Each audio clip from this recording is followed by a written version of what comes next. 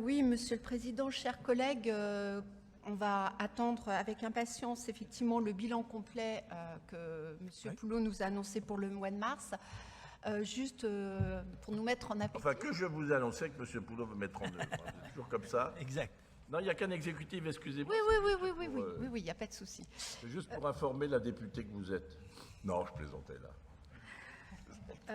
Donc, pour nous mettre en bouche, est-ce que vous pouvez nous préciser les grandes lignes de la présentation du bilan, au-delà du nombre qui a été exposé aujourd'hui, c'est-à-dire les 9 516 plus les 10 000.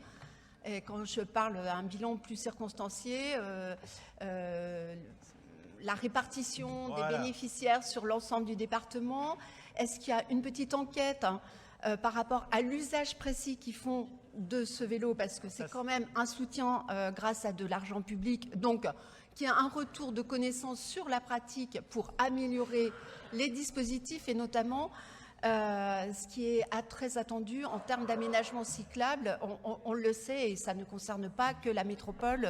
On est très attentif aussi à ce qui se passe dans les intercommunalités et on voit bien que c'est en train de bouger de ce côté-là.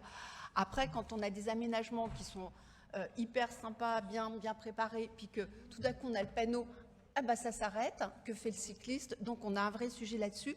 Je pense que l'enquête, alors je ne sais pas si ça avait été prévu, mais cette enquête peut aussi aider la collectivité justement à poursuivre dans le sens qui est le sien, et puis pour effectivement accentuer l'effet levier dont on a parlé au-delà des 20 millions d'euros.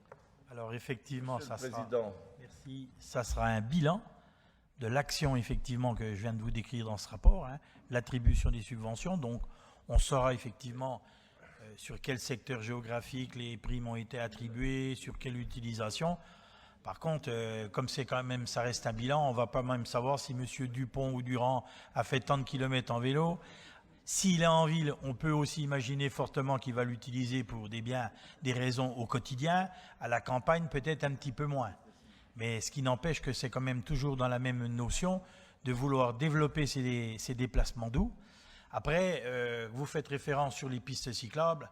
C'est quand même un petit peu parallèle, même si ça se rejoint, mais c'est quand même une action parallèle.